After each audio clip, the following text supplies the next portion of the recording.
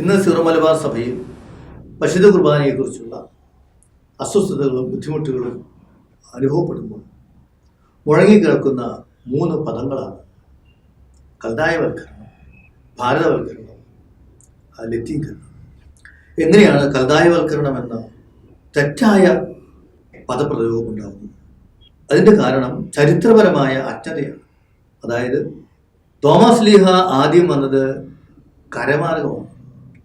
അന്നത്തെ പാർഥ്യ സാമ്രാജ്യത്തിലേക്ക്, റോമാ സാമ്രാജ്യം കഴിഞ്ഞ് പേർഷ്യ സാമ്രാജ്യം കഴിഞ്ഞ് പാർഥ്യ സാമ്രാജ്യത്തിലേക്ക് തോമസ് ലീഹ കരമാർഗം വന്നു. പിന്നീട് പരിശുദ്ധ അമ്മയുടെ സ്വർഗാരോപണത്തോടനുബന്ധിച്ച് തോമസ് ലീഹ തിരിച്ചു ജെറുസലേമിലേക്ക് പോവുകയും രണ്ടാമത്തെ വരവാണ് 52 മലബാറിൽ വന്നത്, കടൽ മാർഗം. അപ്പോൾ ആദ്യം കരമാർഗം വന്നപ്പോൾ അവിടെ ഉണ്ടായിരുന്ന യഹൂദരും ക്രൈസ്തവരായിത്തീരും. കാരണം യഹൂദ സമൂഹത്തിലേക്കാണല്ലോ തോമസ് ലീഹ ആദ്യം പോയത്. അപ്പോൾ ആ കാലഘട്ടത്തിൽ ഇന്നത്തെ പോലെ ഇന്ത്യ, പാകിസ്ഥാൻ, അഫ്ഗാനിസ്ഥാൻ ഒന്നുമില്ലായിരുന്നു. അപ്പം നമ്മൾ സുറിയാനി ഭാഷ പ്രത്യേകം ഓർക്കണം. അന്നത്തെ കച്ചവട ഭാഷയായിരുന്നു അത്, ഇന്നത്തെ ഇംഗ്ലീഷ് പോലെ. മാത്രമല്ല ഈശോ മിശിഹ സംസാരിച്ച ഭാഷ. അതോട് ചേർന്ന് തോമസ് ലീഹായിൽ വിശ്വാസം സ്വീകരിച്ച ഒരു ജനത. അതുകൊണ്ട് ഈ ജനതയ്ക്ക് സുറിയാനി ഭാഷയിൽ തന്നെ ഒരു ആരാധനക്രമം ഉണ്ടായി. അതിനെയാണ് പൗരസ്ത്യ ആരാധനക്രമം എന്ന് നമ്മൾ പറയുന്നത്. അതിൻ്റെ മറ്റൊരു പേരാണ് കൽദായ ആരാധനക്രമം എന്നുള്ളത്. അപ്പോൾ ആ കാലഘട്ടത്തിൽ ഒരു ഭാഷ സംസാരിക്കുന്ന സുറിയാനി ആരാധനക്രമ ഭാഷയുള്ള തോമസ് ലീഹായിൽ വിശ്വാസം സ്വീകരിച്ചവർക്ക് ഒരു ആരാധനക്രമമുണ്ട്. അത് 16-ാം നൂറ്റാണ്ട് വരെ അങ്ങനെ അങ്ങ് തുടർന്നു. പക്ഷെ 16-ാം നൂറ്റാണ്ടിന് ശേഷമാണ് പാശ്ചാത്യ സമൂഹം ഇവിടെ വരികയും കച്ചവടത്തിൻ്റെ മേൽക്കോയ്മയ്ക്ക് വേണ്ടി പേർഷ്യൻ രാജ്യങ്ങളുമായിട്ടുള്ള കച്ചവട ബന്ധം ഇല്ലാതാക്കാനുള്ള പരിശ്രമങ്ങളൊക്കെ നടക്കുന്നത്. അങ്ങനെയാണ് പുരാതന പാർഥ്യൻ സാമ്രാജ്യത്തിൽ, പേർഷ്യൻ സാമ്രാജ്യത്തിൽ അതെല്ലാം ഇടകലർന്ന് നിൽക്കുന്ന സ്ഥലങ്ങളാണ്. പാർഥ്യ എന്ന് പറയുമ്പോൾ ഇന്നത്തെ പാകിസ്ഥാനും അഫ്ഗാനിസ്ഥാനും വടക്കേ ഇന്ത്യയും ഒക്കെ കൂടുന്നതാണ്. 4-ാം നൂറ്റാണ്ടോടു കൂടിയാണ് പൗരസ്ത്യ നാടുകളിൽ ആരാധനക്രമത്തിന് അതിൻ്റെ ഒരു കൃത്യത ലഭിച്ചത്. 4-ാം നൂറ്റാണ്ട് വരെ ഏകദേശം പാശ്ചാത്യ സഭയിലെ മതപീഡനമായിരുന്നു. പക്ഷെ ഇവിടെ സഭ ദൈവശാസ്ത്രപരമായിട്ട് വളർന്നു. 4-ാം നൂറ്റാണ്ടോടുകൂടി ആരാധനക്രമത്തിന് ഒരു കൃത്യത ലഭിക്കുകയും ചെയ്തു. ഈ തെറ്റിദ്ധാരണ വരുന്നത് ലത്തീനീകരണത്തിൻ്റെ ആ ഒരു പശ്ചാത്തലത്തിലാണെന്ന് എനിക്ക് തോന്നുന്നു.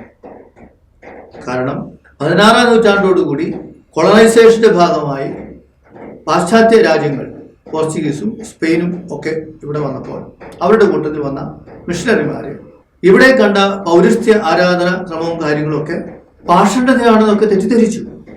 അങ്ങനെ ലത്തീൻ ആരാധനക്രമം ഇവിടെ അടിച്ചേൽപ്പിക്കാൻ ഉദയംപേർ സുനഹദോസിലൂടെ ശ്രമിച്ചപ്പോഴാണ് ഇവിടെ കോനങ്കൂർ സത്യം ഉണ്ടാവുകയും സഭ പിളരുകയൊക്കെ ചെയ്യുന്നത്. എന്ന് പറഞ്ഞാൽ മാർപ്പാപ്പയെ ഞങ്ങൾ അംഗീകരിക്കാൻ തയ്യാറാണ്, പക്ഷെ ഞങ്ങൾക്ക് തോമായുടെ മാർഗം മതി എന്ന ചിന്താഗതി. അങ്ങനെ നമ്മുടെ സഭയിലെ സീറോ മലബാർ സഭയിലെ ആ പേരൊക്കെ പിന്നീടാണ് ഉണ്ടാകുന്നത്. വിഭജനങ്ങൾ ഉണ്ടായി.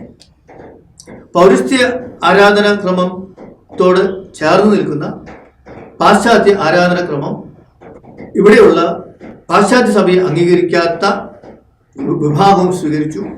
അങ്ങനെ ഇവിടെ യാക്കോബായ സഭയും പിന്നീട് റോമിനെ അംഗീകരിച്ചപ്പോൾ മലങ്കര റീത്തും ഉണ്ടായി. അപ്പോൾ ലത്തീനീകരണം എന്ന യാഥാർത്ഥ്യത്തിൻ്റെ മുമ്പിൽ അതുപോലെയാണ് കൽദായവൽക്കരണം എന്നുള്ളതായ ഒരു ചിന്താഗതി ഉണ്ടായി. 4-ാം നൂറ്റാണ്ടോടു കൂടിയാണ് ആരാധനാക്രമത്തിന് രൂപം നൽകപ്പെട്ടതെങ്കിൽ അപ്പോൾ അതിനു മുമ്പ് ഭാരതത്തിൻ്റെതായ ഒരു ആരാധനാക്രമം ഉണ്ടായിരുന്നു എന്നുള്ളതായ ഒരു ഭാവന ചിന്ത രൂപപ്പെട്ടുപോയി. ആ രൂപപ്പെടലിന് കാരണം നിൽക്കുന്നത് തോമസ് ലീഹായുടെ പ്രേക്ഷിത പ്രവർത്തനത്തെ 52 ഇന്ത്യയിലേക്ക് വന്നു എന്ന ആ ഒരു ആശയത്തിൽ മാത്രം ഒതുക്കുമ്പോഴാണ്.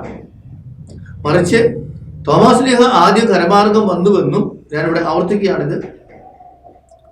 അതുകൊണ്ട് സുറിയാനി ഭാഷ അറിവുള്ള തോമസ് ലീഹായുടെ അപ്പസ്തോലിക പാരമ്പര്യമുള്ള യഹൂദ സമൂഹത്തിൻ്റെ തുടർച്ചയായിക്കൊണ്ട് ഒരു സഭ പൗരസ്ത്യ സുറിയാനി സഭ അല്ലെങ്കിൽ ഖദ്ദായ സഭ ഉണ്ടായി. ആ സഭയ്ക്ക് ഒരു ആരാധനാക്രമം. അതുകൊണ്ട് തന്നെയാണ് 4ാം നൂറ്റാണ്ടോടുകൂടി ഏകദേശം ഇവിടെ വന്ന കനായ് തോമന്റെ നേതൃത്വത്തിൽ വന്ന സമൂഹം അവർക്കും ഈ ആരാധനാക്രമം തന്നെയാണ്. അവിടെ ഒന്ന് ഇവിടെ ഒന്ന് അങ്ങനെയില്ല. പക്ഷെ ലത്തീനീകരണത്തിന്റെ യാഥാർത്ഥ്യത്തിന് മുമ്പിൽ ഖൽദായവൽക്കരണം എന്നൊരു പേര് കൊടുക്കപ്പെട്ടു എന്നുള്ളതാണ്. ഈ തെറ്റിദ്ധാരണയുടെ പേരിലാണ് ഭാരതവൽക്കരണം എന്ന ചിന്താഗതി ഉണ്ടായത്. 2ാം വത്തിക്കാൻ കൗൺസിൽ മുമ്പോട്ട് വെച്ച വലിയൊരു ആശയമാണ് സാംസ്കാരിക അനുരൂപണം. അപ്പോൾ ഭാരതത്തിൻ്റെതായ ഒരു സംസ്കാരമുണ്ട്. ആ സംസ്കാരത്തിനനുസരിച്ചുള്ള എന്തോ ഒരു ആരാധനാക്രമം പണ്ടുകൂടി ഉണ്ടായിരുന്നു, അത് വീണ്ടെടുക്കണം എന്നൊക്കെ പറഞ്ഞുകൊണ്ടാണ് ഭാരതവൽക്കരണം എന്ന രീതിയിൽ ഭാരതീയ ഹൈന്ദവ രീതിയിലുള്ള ആരാധനാക്രമവും കുർബാനയും ഒക്കെ ഇവിടെ ആരംഭിക്കാനായിട്ട് തുടങ്ങിയത്. അത് പിന്നീട് തെറ്റാണെന്നും ചെയ്യരുതെന്നും പറഞ്ഞ് റോമിൽ നിന്ന് നിർദ്ദേശമുണ്ടായി. അങ്ങനെയാണ് അത് ഏകദേശമൊക്കെ അപ്രത്യക്ഷമായിട്ടുള്ളത്. ഇവിടെ 2 കാര്യങ്ങൾ കൂടി ഓർക്കണം. ഒന്ന്, ആദിമ നൂറ്റാണ്ട് മുതൽ ആഗോള സഭയിൽ നടന്ന സാംസ്കാരിക അനുരൂപണത്തിന്റെ തെളിവുകളാണ് വ്യത്യസ്തമായ റീത്തുകൾ. പക്ഷെ അവിടെ സാംസ്കാരിക അനുരൂപണം എന്ന പദം ഉപയോഗിച്ചില്ല എന്നേ ഉള്ളൂ. 2ാം വത്തിക്കാൻ കൗൺസിലിന് മുമ്പ് വരെ സഭ എന്ന് പറഞ്ഞാൽ പാശ്ചാത്യ സഭ മാത്രം എന്ന ചിന്താഗതിയുണ്ട്. പക്ഷെ 2ാം വത്തിക്കാൻ കൗൺസിൽ പൗരസ്ത്യ സഭകളെ കുറിച്ചുള്ള ഡിക്രിയിലൂടെ വളരെ വ്യക്തമായിട്ട് പഠിപ്പിച്ചു. എല്ലാ റീത്തുകളും അംഗസംഖ്യ നോക്കിയിട്ടല്ല, എല്ലാ റീത്തുകളും തുല്യമാണ്, എല്ലാ റീത്തുകളുടെയും ആരാധനാക്രമം സമ്പന്നമാണ്, അത് സംരക്ഷിക്കുവാൻ എല്ലാവരും തയ്യാറാകണം. പത്രോസ് ലീഹായുടെ പാരമ്പര്യമുള്ള ലത്തീൻ സഭയെയും തോമസ് ലീഹായുടെ പാരമ്പര്യമുള്ള സുറിയാനി സഭയെയും അതുപോലെ മലങ്കര സഭയെയും മാറ്റിവെച്ച് 3 റീത്തുകളെയും ഒന്നാക്കി ഒരു റീത്താക്കുക എന്നുള്ളത് ഒരിക്കലും സാധ്യമല്ല. മാത്രമല്ല അത് സഭ ഇന്ന് അംഗീകരിക്കുന്നുമില്ല. കാരണം അങ്ങനെ ഒരു റീത്താക്കുമ്പോൾ ഏത് ഇല്ലാതാകണം, ഏത് ഉണ്ടാകണം എന്നുള്ള ചിന്താഗതികളൊക്കെ വരുന്നുണ്ട്. ഏതായാലും ഈ ഒരു ചെറിയ പങ്കുവെക്കലിലൂടെ ഞാൻ ആഗ്രഹിക്കുന്നത് ഖൽദായവൽക്കരണം എന്ന് പറയുന്നതും ലത്തീനീകരണം എന്ന് പറയുന്നതും ഭാരതവൽക്കരണം എന്നൊക്കെ പറയുന്നതും തമ്മിലുള്ള യാഥാർത്ഥ്യങ്ങളെ ശരിയായ രീതിയിൽ ഒന്ന് മനസ്സിലാക്കുക എന്നുള്ളതാണ്. അപ്പോൾ ശരിക്കും നമുക്ക് വേണ്ടത് കത്തോലിക്ക സഭയിൽ 6 പ്രധാനപ്പെട്ട റീത്തുകളുണ്ട്. അതിലൊന്നാണ് പൗരസ്ത്യ സുറിയാനി റീത്ത്, അതിന് ഖൽദായ റീത്തും എന്ന് പറയുന്നു. പിന്നെ അർമേനിയൻ സഭയുണ്ട്, അന്ത്യോക്യ സഭയുണ്ട്, അലക്സാണ്ട്രിയൻ സഭയുണ്ട്, ബൈസന്റിയൻ സഭയുണ്ട്, ലത്തീൻ സഭയുണ്ട്. അപ്പോൾ അതുകൊണ്ട് ഓരോ റീത്തുകളും 2ാം വത്തിക്കാൻ കൗൺസിലിന്റെ കാഴ്ചപ്പാടനുസരിച്ച് ആയിരിക്കുന്നത് പോലെ ആയിരിക്കുക എന്നുള്ളതാണ് അതിൻ്റെ ശരിയായ രീതി. ഇപ്പം നമ്മളെ സംബന്ധിച്ച് പൗരസ്ത്യ ആരാധനക്രമം, അത് പ്രത്യേകിച്ച് നമ്മുടെ പൗരസ്ത്യ സുറിയാനി കുർബാനക്രമം ഏറ്റവും സമ്പന്നമാണെന്നും ഏറ്റവും പുരാതനമാണെന്നും എല്ലാ ആരാധനാക്രമ പണ്ഡിതരും സമ്മതിക്കുന്ന കാര്യമാണ്.